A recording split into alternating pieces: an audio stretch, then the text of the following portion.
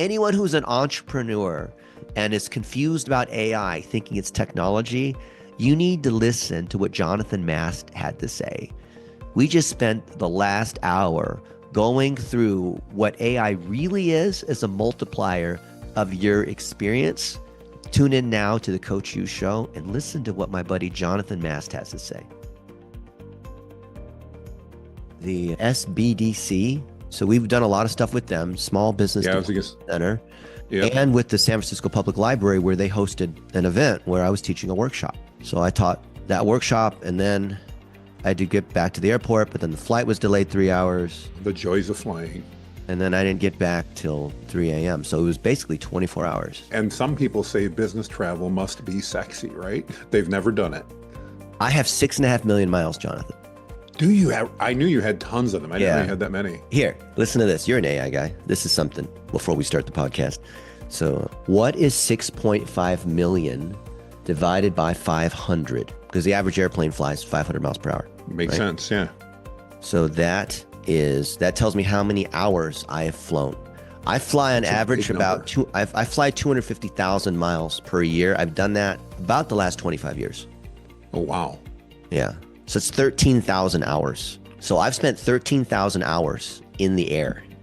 And I spent on average almost an hour every day on the plane. Because if you take one trip to Asia, like you're already looking at 30 hours. Yeah, I was going to say that does a bunch of it right there. But yeah. So I fly more than most pilots. I bet you do. Oh, I bet you absolutely do. That's what my pilot friends tell me. Because I'll ask my pilot friends, so how many hours you got? Well, across which equipment? 737. Oh, I have like 5,000 hours. Really? I have 13,000 hours. Hey, you know that accident that happened across the Potomac with the American Eagle flight, Black Hawk helicopter? Do you know how many hours the captain and the first officer had? Each of them had? I do not. Under 1,000. Wow. Yeah. Wow. Like 954 or something was the captain. Wow. And then if you look at the other ones too, like when you look at the crash, and I know that's not the only thing, is like hours aren't the only thing, but it matters. I mean, experience matters in every part of life.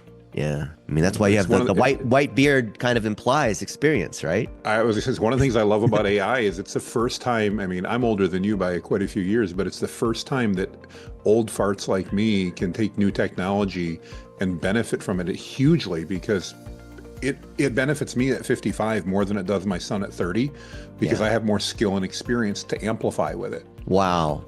I really love that angle. Dig deeper into that, because generally people believe that technology is for the younger crowd, and old folks like you and me, Jonathan, we don't know how to program the VCR. You're not even 50 yet, are you, Dennis? I'm 50.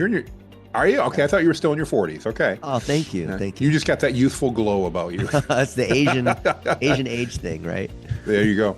No, I mean, even in the training that I do, I bet a good 20% of my clients are retired or near retirement, because they want to learn, and they've got the money to pay for the training, and they've got the time to do it. And it's so cool to talk to people that are either at retirement or near retirement, and you see this light bulb go off, and they're like, I want to start a new business. I've got a new idea. I've got new things to do. It's so cool to see that. I absolutely love it. So how is it that generally when it comes to technology, like figuring out how to use your iPad or whatever, old people stereotypically don't get it?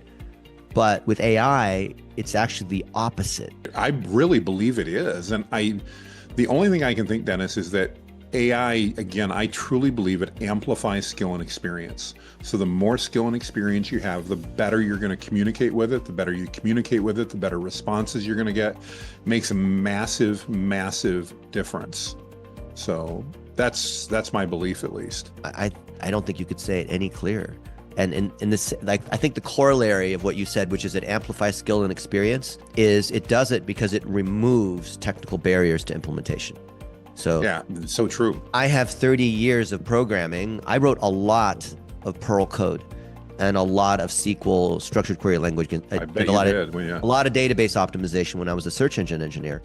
And I feel kind of bad because that doesn't matter anymore. One of the kids on our team, who's 19, wrote a program without knowing any Python or SQL because he told ChatGPT to write a particular script that pulled data from one place to another place using a certain API. And it did that. And we inspected the code and it was good. And I'm thinking, well, how should I feel about all the experience that I have writing code? Like, do you know, Jonathan, I represented California in the National Spelling Bee in 1988 in Washington, D.C.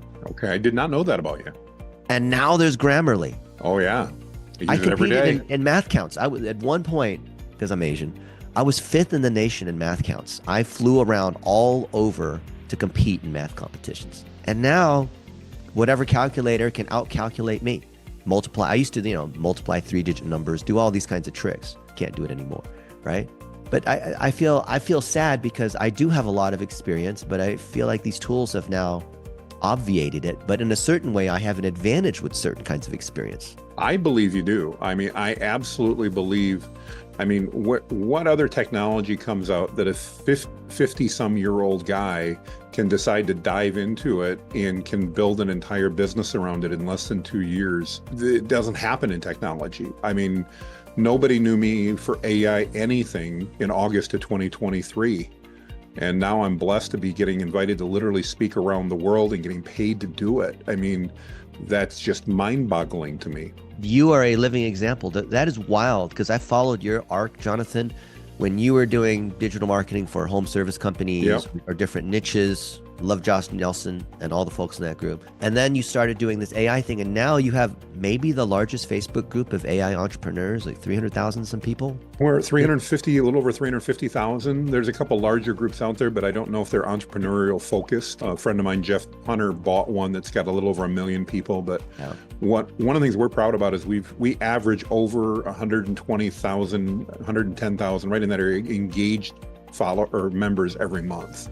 Wow. So we're pretty happy about that.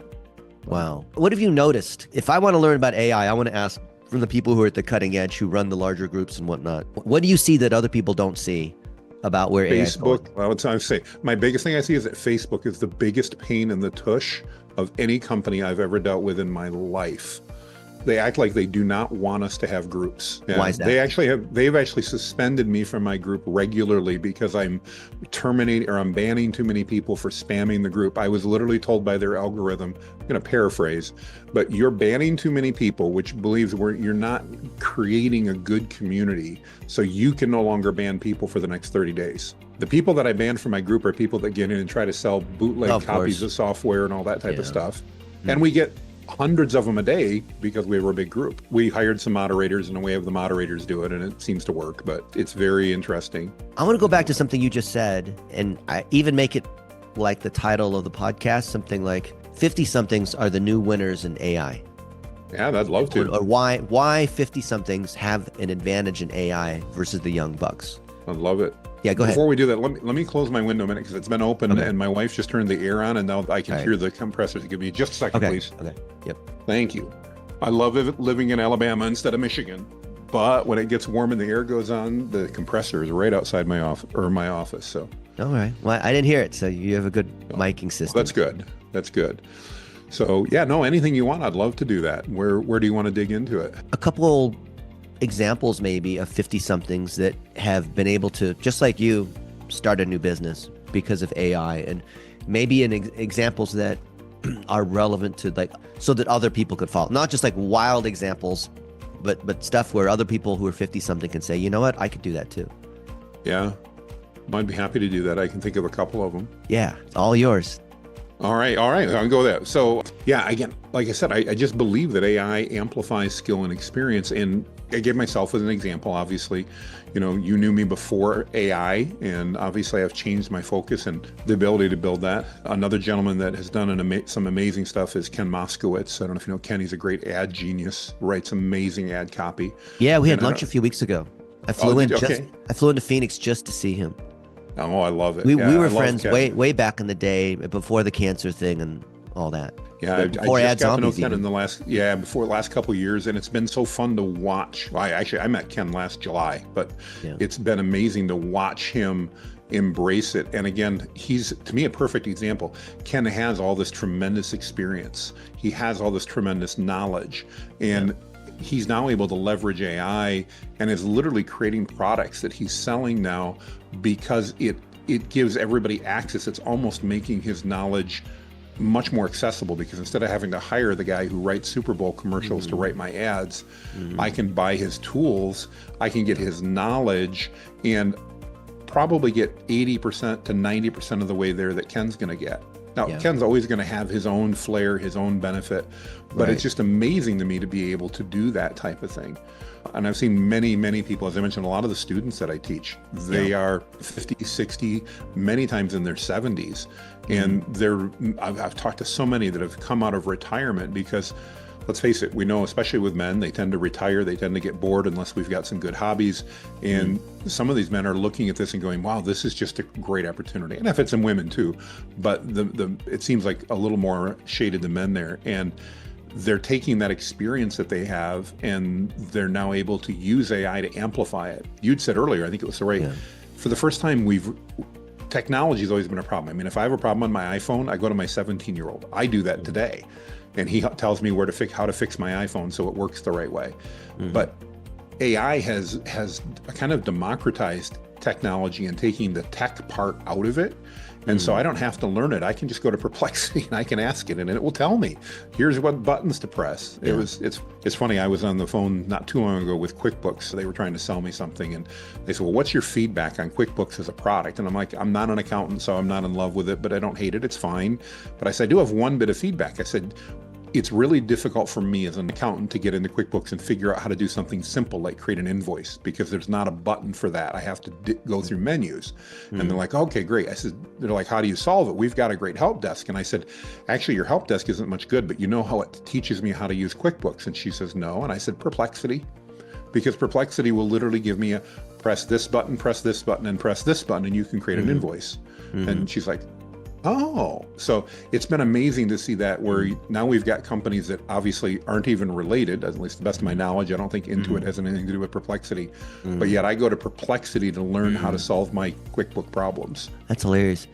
So just like with Ken or you or these other 50, 60-year-olds, can we say that AI is a way to clone yourself to make other workers that you can basically rent out that are maybe not as good as you? I don't know if I'm quite ready to go cloning yet, but it absolutely can take a lot of that experience. I mean, a good example will be we create custom GPTs and AI tools for the trainings that we do. So because AI changes so fast, we don't tend to redo trainings. We're always doing new stuff. And part of that's because I'm ADD and I like that. But now if you've missed that and you have questions about it, instead of having to send those questions to my help desk or to somebody else, you can literally talk to the GPT that's been trained on the same things that we trained in the class. In fact, literally on the transcripts of the teaching and the Q&A sessions. And it takes care of, it's the 80-20 rule, but it probably handles 80% of those questions without us having to do that directly. So is it a direct clone? No, but it's a massive amplifier, or again, a massive boost in that space. I found that the AI is lazy and it lies to Oh, yes, it is. And you have to try and wrangle it and it'll say, I can't do that. Like, yes, you can. Yeah, certain brands especially, I won't pick on anybody at the moment, but yeah, I found certain brands of AI are especially what I call cantankerous. They'll do something once or twice, and then they'll tell you the next time you try to do the exact same thing, I'm sorry, I'm a large language model and I'm not capable of doing that. And I'm like, but you just did it 5 minutes ago.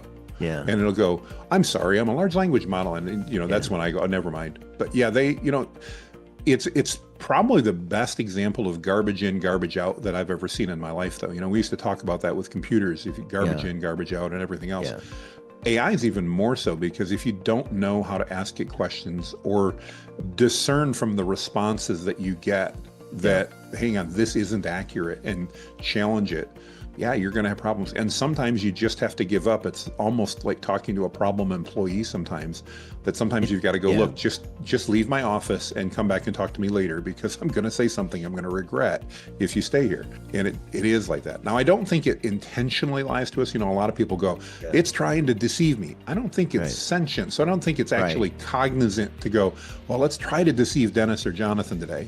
But I certainly understand how it feels that way, because I have trained agents that I talk to that reflect my tone and style, and even some, candidly, that reflect other people, and I use them as advisory boards, and the ability to go in and get that feedback. It seems very much like I'm talking to those people. Yeah. Do you think that these things maybe have, I mean, I know they're not sentient and we like to humanize these things, but they might have an attitude? Because I find, and other AI folks say that when you're nice to it, you say please and thank you, it works a little harder. Do you believe that? I would guess that there is a difference. I don't know if it's measurable by any empirical standards, but yeah, I think it is. Mainly because, you know, within reason, AI has been trained on all of the data, every book in every library, essentially. And as a result of that, it's probably picked up on manners because there's books on manners and everything else in there. And so, you know, do I think it responds to that better than threats? Probably. And well, but I don't with think etiquette, but if you're nice to it, maybe because it knows manners, like you said, it's willing to work a little bit more than it would. Like, I think of it as like, I think it's possible. I feel like the AI is like an insurance company. So we work with a lot of folks like doctors and attorneys where they're fighting the insurance company and the insurance company doesn't want to pay out, right? Oh yeah, I bet. And so when we're working with OpenAI or any of them, Gemini, Anthro, I view them as like the insurance company because we're paying a monthly subscription. It's like going to the buffet. They don't want you to eat that much meat.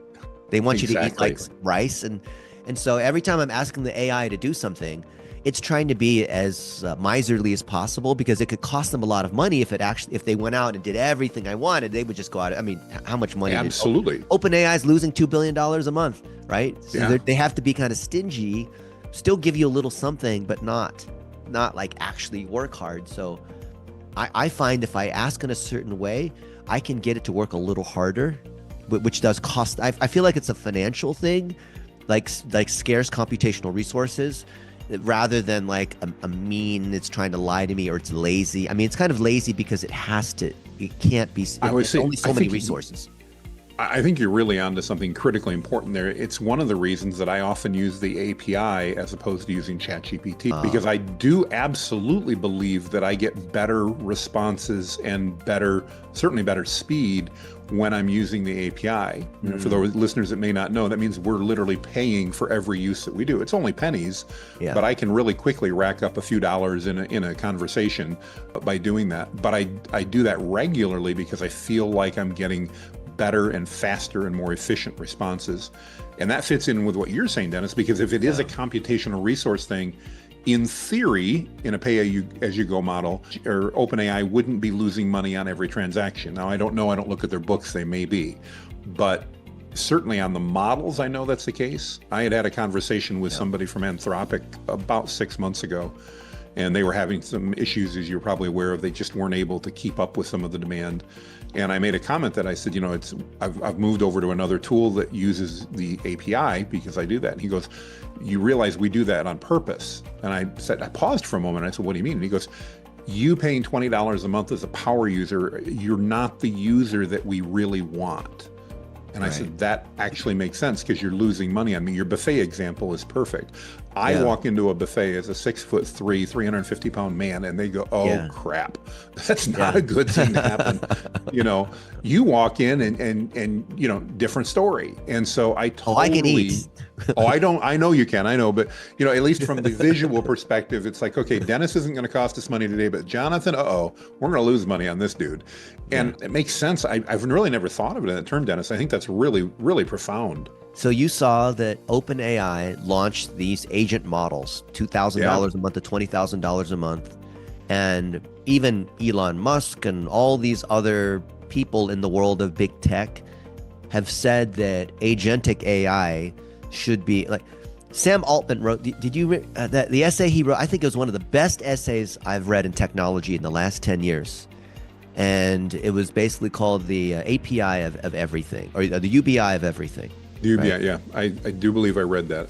And he said that when AI, and this was 4 years ago, that AI would get to the point where we would have to tax it like workers instead of it like being a product or being a per use metered monthly subscription, Netflixy, you know, 5 cents per token kind of thing. You would tax it if AI was good enough to actually be an employee, you would treat it like an employee, and you'd have to pay taxes against it and withholding, FICA, Social Security, you know, all of that kind of stuff. And I didn't think that was possible, but now that even Microsoft or these other guys are releasing these employees, if you will, do you think that's going to actually cause a dent in labor where Because we've always thought for the, people's jobs would be replaced or whatever. Not. Now I'm starting to see it actually happen with agentic AI. I do absolutely think there's going to be people's jobs who are replaced. I am not a doomsayer, as so many are, a fearmonger, in that I don't think it's going to replace too many jobs. And part of that is I've done a lot of study of history and looked at different monumental changes that have happened. And whether that was the internal combustion engine, or I remember when I was getting into the workplace, it was the PC on the desktop. Yeah. And there were a lot more. All of these things were predicted to just, that's going to totally change our workforce and everything else. And in a way, they were right. It did change the workforce, but it didn't mean that we all were sitting home because we didn't have jobs and there was no work to do. It's actually more work. It created more opportunity and not. Yeah. So I believe that AI will ultimately do the same thing. I think the danger for an employee and anybody at that point is if you want to sit on the sidelines and watch AI and think it's not going to impact you, you can probably pull that off for the next 12 to 24 months, but I don't think much longer than that. Yeah. And we'll have to see. My crystal ball is not perfect, but I don't think you're going to be able to pull it off much longer than that before, again, businesses are going to be able to look and go, okay, a prime example, my company, we're hiring 2 new customer support people right now. And people are like, why aren't you going to use AI, Jonathan? And I'm like, because it's just not at a point to give the level of service that I want yet. And our clients expect a certain level of service. And so we're going to pay people to do that.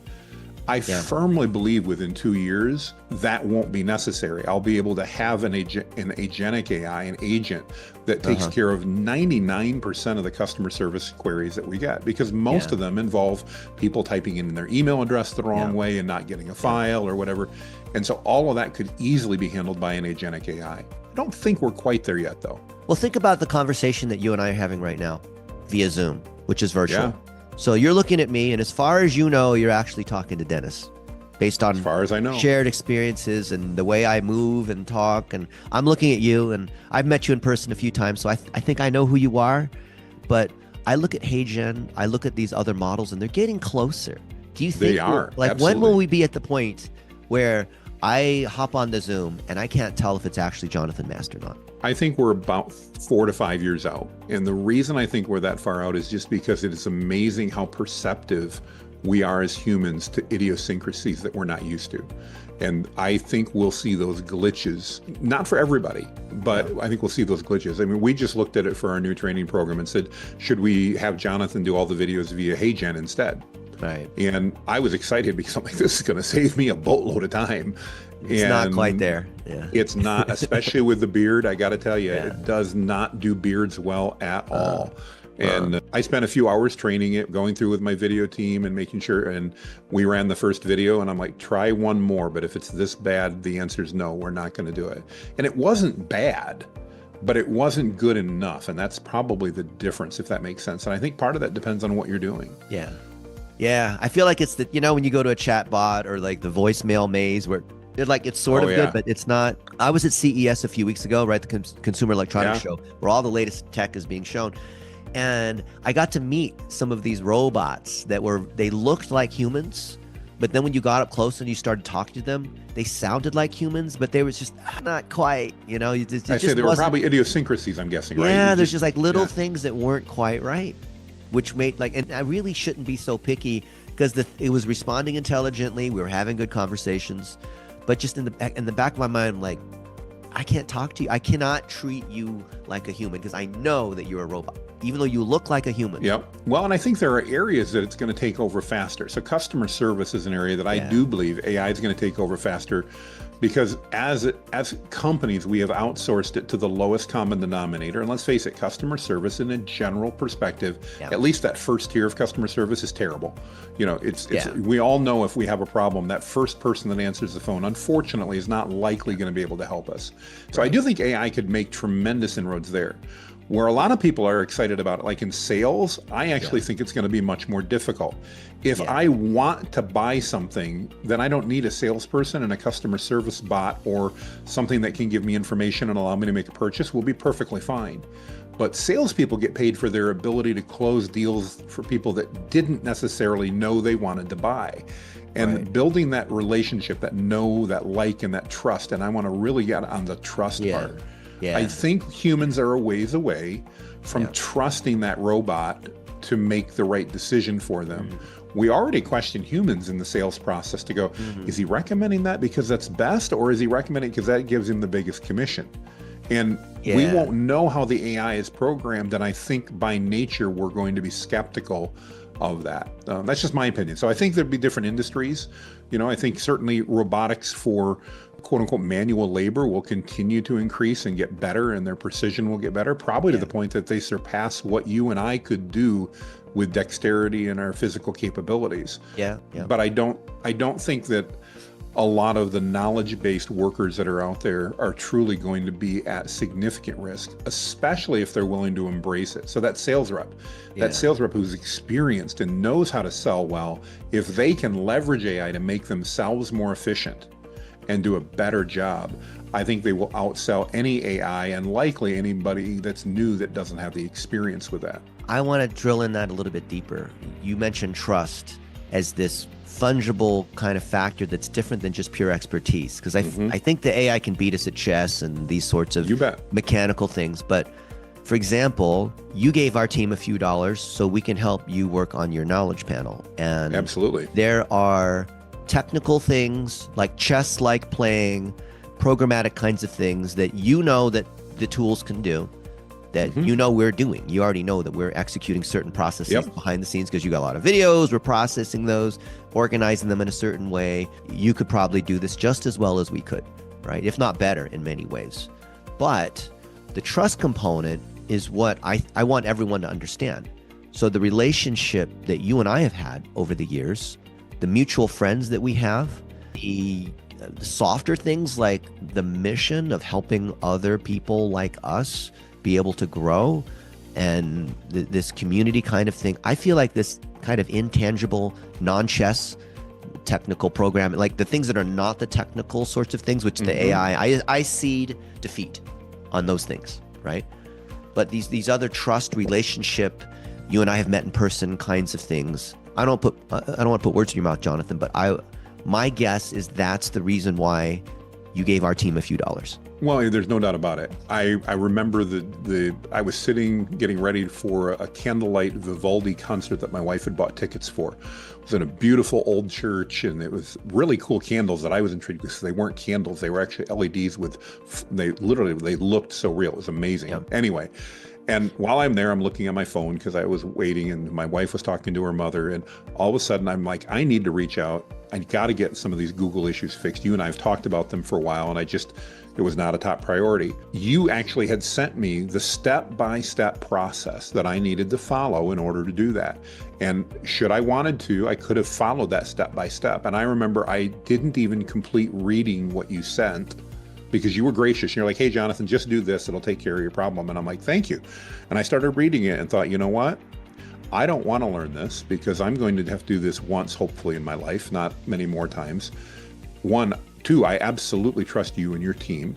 You are the experts because you just provided me with the recipe to do this. Never mind, as you recall, I texted you, never mind, Dennis, just tell me how much to pay you. I want you to take care of it.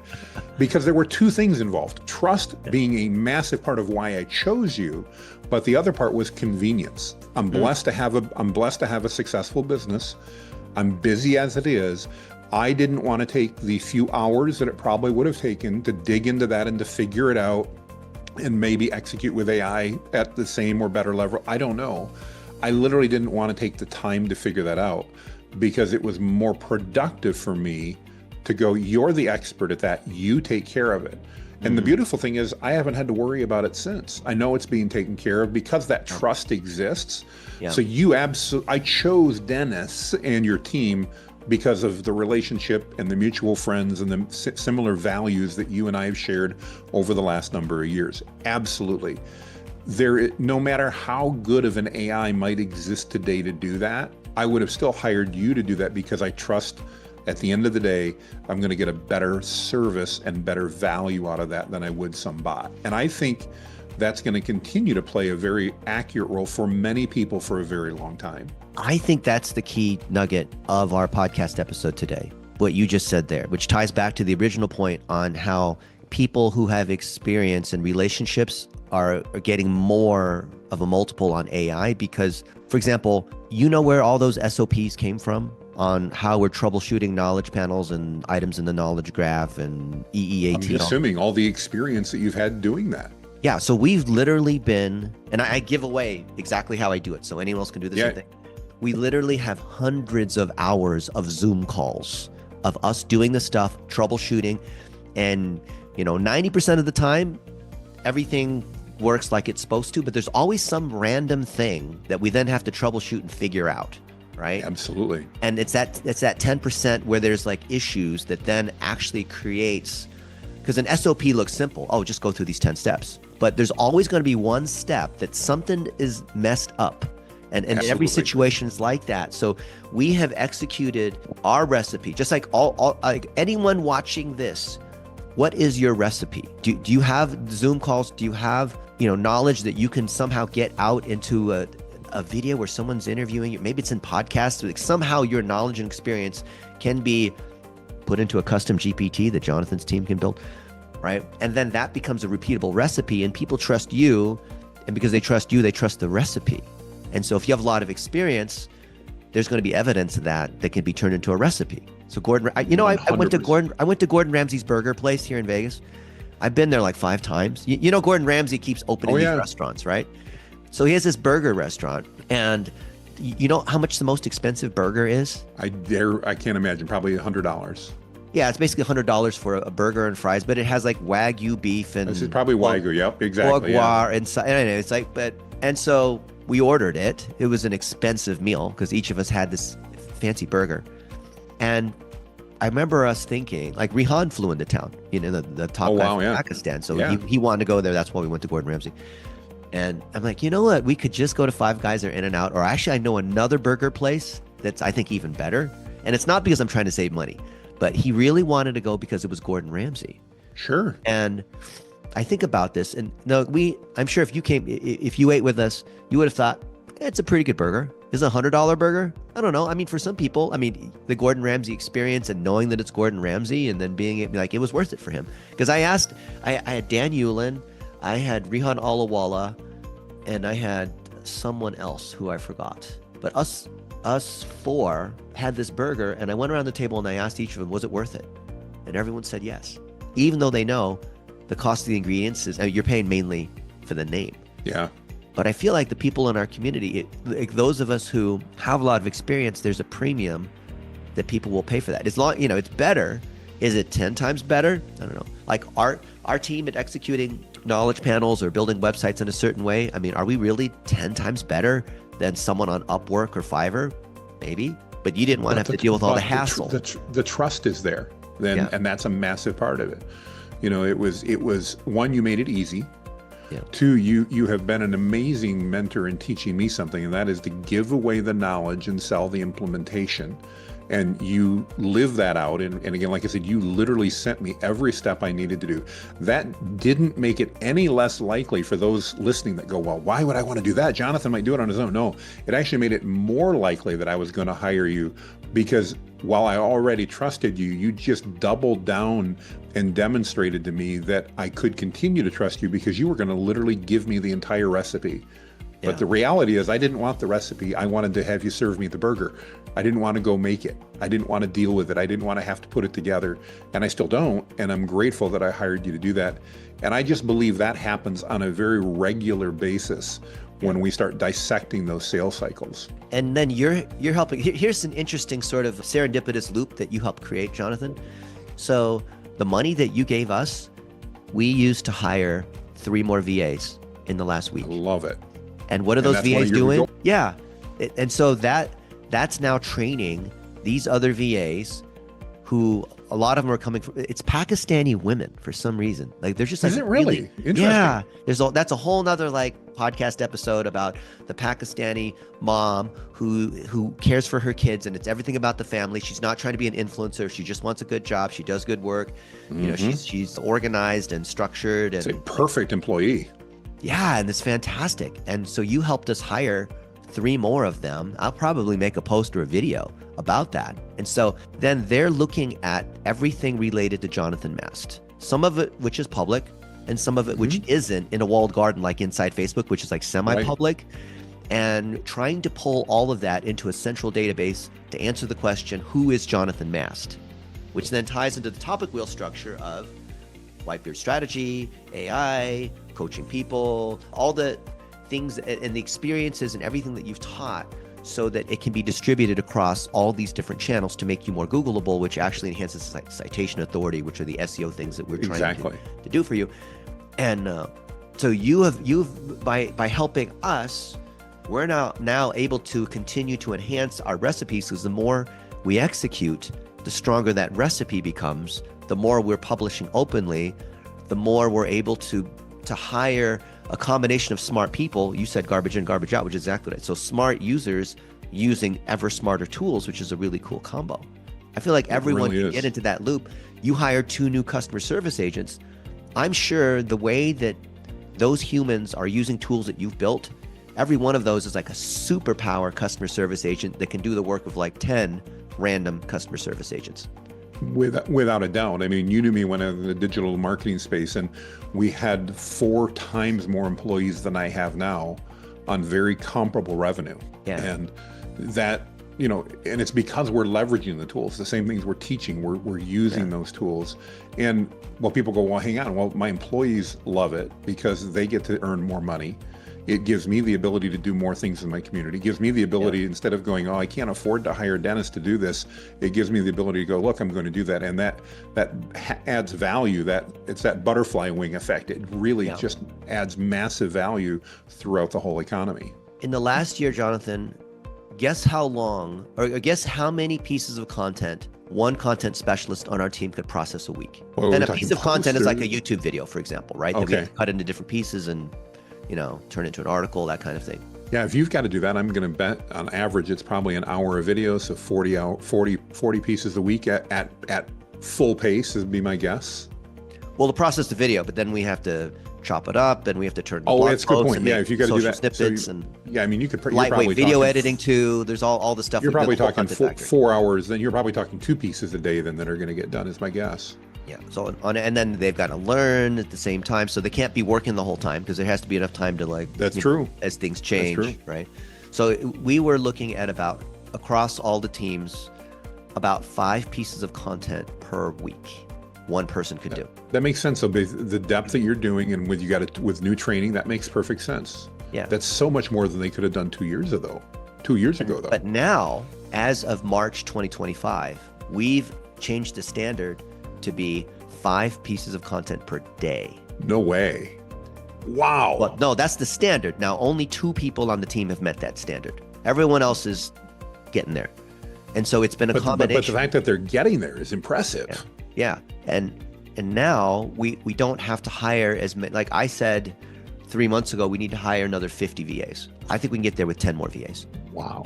But the biggest bottleneck is not the technology. It's not like, how do we use the API better, or now we're like switching, like O3 Mini is now available on the API for OpenAI, all that kind of stuff. It's not that. I mean, yes, of course that's happening. That's always going to keep happening. But the biggest change, at least for me, I'm curious for you if you noticed this too, is actually upskilling the staff. Yes. So our biggest bottleneck is having higher A players, because then the A players were able to pay more. We have VAs. These are people in Pakistan that are making $3,000 a month. Which is an incredible amount of money in Pakistan. You know what the average income is in Pakistan? I don't mean poor people. I mean just like average middle class. I would guess $500 to $700 a month. $100 a month. Whoa. So we have people on the team that are living really well, right? And I have no problem and if some of these people are because they're able to use the tools and the way that you and I teach and whatnot, that they're able to like 10x their productivity, and now they're making 10 grand a month, I'm totally happy with that. I think that's amazing, right? Well, absolutely it is. And no, we've done the same thing. We've upscaled our team in amazing ways. And you're right. It's one of the things I so appreciate, and one of the factors that taught me this is, when you have a global staff, or any staff for that matter, don't try to get the bottom of the barrel price point wise, because you're going to get the bottom of the barrel when it comes to skill wise. And if you can become the best paying employer in Pakistan or wherever you're at, you are going to get the cream of the crop. You're going to get better, and the results are going to just allow you to leapfrog that much further ahead in the process. Yeah. Amen. And so everything, like I was talking with Tommy Mello and he said A players only, and he pays, I don't remember how many, I think he has like 30 or 40 people that are making close to $1 million a year because of like sales commissions and whatnot. Isn't that amazing? I love that. Because it's performance driven. Yeah. And everyone I know who are high performers like you, they have a few people on the team where we're very happy to pay them 6 figures because the performance is like, who wouldn't want to make the trade of paying someone 10 times more or 3 times more because they're producing 10 times more. I'd make that trade all day. Yeah, I was gonna say, my grandfather used to say, I'll make that twice a day and forget it, all day long and twice on Sunday before church. I mean, yeah, why you would want to do that as often as you could, because it's a great win for everybody. You know, we have staff members that are, you know, offshore as well, and they're excited because they're buying new vehicles, they're buying houses, and it is so exciting to know that we're able to do that there as well. And it's, again, like you say, when you pay for performance, we had that discussion with our ads team today. It's one we outsource, and they came back to us, and I said, well, 2 things we can do. We can pay you by the hour, that's fine, or I can pay you by performance. And if you're willing to do that, I'll pay you 3 times more money. And they're like, why would you do that? And I'm like, because if you perform, I'm going to be the client that gets all of your attention. And when I'm the client that gets all of your attention because you're performing, guess what? I'm going to perform better. Yeah. And if I'm paying you 20 cents of every dollar I make, then I want to make as many dollars as I can. And I want to pay you as much money as possible, because everybody wins in the process. I love that there's sort of an efficiency arbitrage there. Yeah. So if I can trade 50 cents for $1, I would do that as often as possible. And then I would pay everyone, 20% on whatever increase. If you can give me an extra 50 cents, I'll give you an extra 10 cents of that all day long. Oh, why not? As many nickels. And so then us leveraging what you teach in Whitebeard Strategy, and then the AI group for entrepreneurs, anyone who has expertise in doing a particular thing, you're 50 plus, and there's something that you're really good at doing. How do you scale that up? And then how do you train these bots, which are mini Jonathan Masts, mini Dennises, to do that thing? That's arbitrage. Isn't ultimately AI absolutely is. Like labor arbitrage? Yeah, no, you're absolutely right. And I mean, you have that ability to create those specialists that will do things that either you may love doing, or you may go, well, I have to do that. I found as I've continued to grow older and have more experience, some things that I loved doing when I was 30, I can still do, but I don't love doing them as much anymore.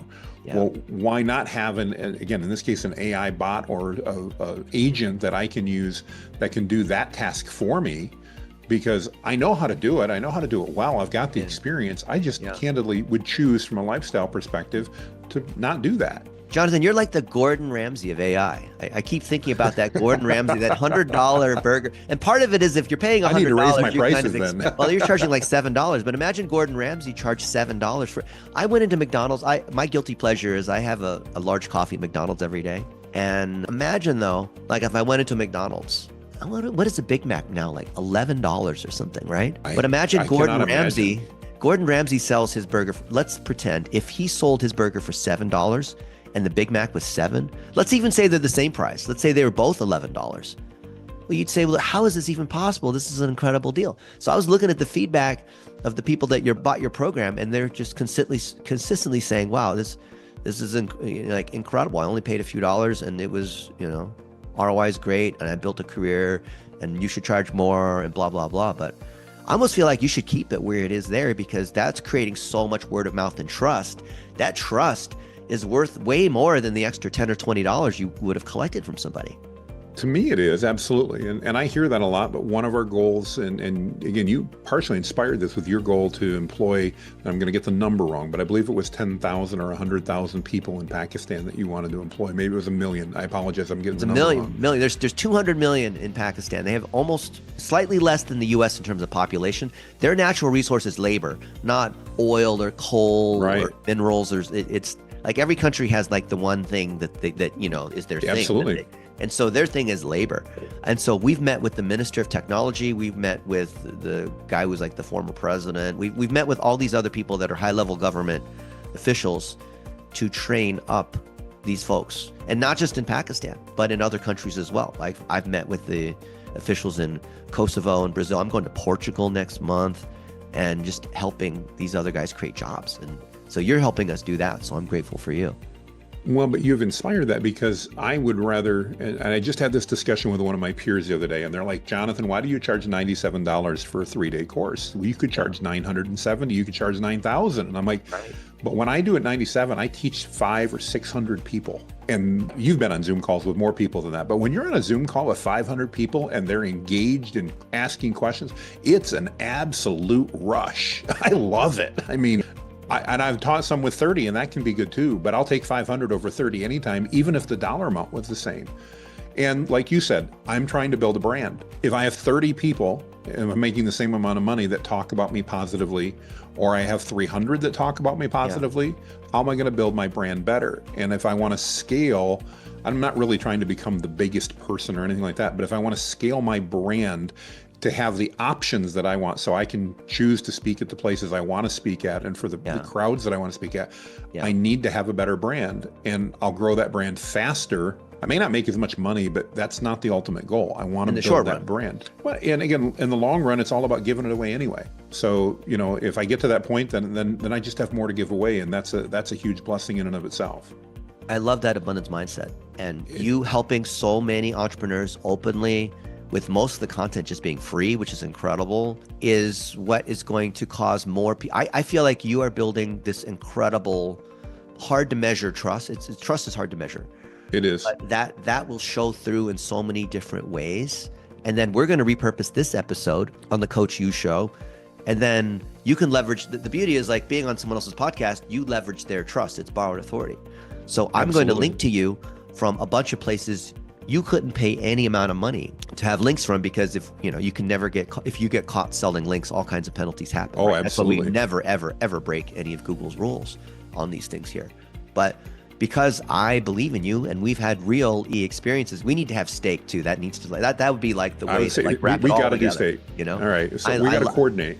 We call those meetings, right? Yes, I like meetings. Meetings, yeah. Sorry if you're a vegetarian, Yeah. And it's crazy, Jonathan. Like I make money by hanging out with people I like. And the more I get to hang out with people I like, the more money we all make together. It's this weird, like philosophical thing. I feel like the AI tools are accelerating that for the reasons that you just mentioned. So anyone who's an entrepreneur and is confused about AI, thinking it's technology, you need to listen to what Jonathan Mast had to say. We just spent the last hour going through what AI really is as a multiplier of your experience. Tune in now to the Coach U Show and listen to what my buddy Jonathan Mast has to say. Don't listen to Jonathan just because he has the largest group of 350,000 people for AI entrepreneurs, but listen to him because you might find that what he says makes a lot of sense, and that the experience that you have can be distilled into a recipe using these different tools and techniques, so that you can arbitrage that experience almost as if they were clones of yourself selling that you package into a custom GPT. So you can still provide services for people who want to meet with you, but you can also, because your time is limited, you can have mini Jonathans or mini versions of yourself. Learn how to think the right way. Learn how when you put yourself out there for free is actually how you can grow your business. And it's incredible seeing people that are in their 50s and 60s and whatnot, seeing a new career because of how they're using AI to leverage the trust and experience they already have. Thank you. Couldn't be truer. That's what I've done in the last couple of years. And again, thank you for the inspiration over the last few years, the most important of which, and probably not most, there's been so many, but give information away for free and build your brand. And Amen. You have taught me that since almost the day that we met. And I'm so grateful for that, Dennis, because it is so incredibly true. So Jonathan, tell people in the last minute or two things. Well, actually, I want to ask you 3 questions. I got to interview Eric Huberman in 5 minutes. One is, why should people tune into our episode? To understand that AI is an amazing tool that they can learn and leverage for their own self, their life, their work, whatever it is. Who is this for? This is for the person that's looking out there and going, I'm concerned about AI. I don't know what to do with it, and I'm overwhelmed. Now rephrase it as a sentence so we can use that as a hook and run $1 a day against it. If you're concerned and feel overwhelmed about AI and what you're supposed to be doing with it, you need to listen to this episode so that you can find out how to leverage AI in your life, in your work, and candidly improve everything. Amen. What's a question, Jonathan, you wish people would ask you? Do I really need all of these AI tools? What's the answer? No, you need the one that you have.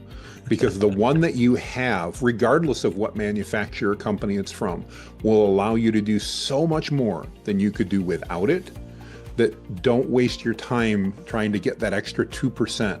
Because unfortunately, most entrepreneurs in particular waste hours and hours and hours and hours looking for that last 2% and never taking advantage of the 98% that's sitting right on their desk in front of them. Just do it, like Nike. Amen. Getting it done. What's the next step for people that want to connect with you or the community? Just remember my name, it's Jonathan Mast, and go to jonathanmast.com/linktree. I've got links to my community, ways to get in touch with me if you need to, tons of free resources, a few paid, but there's tons of free stuff there. I'm not here to sell you anything. Literally just join our community on Facebook. It's AI Prompts for Entrepreneurs, and learn. Amen. Or just Google Jonathan Mast or Whitebeard Strategies.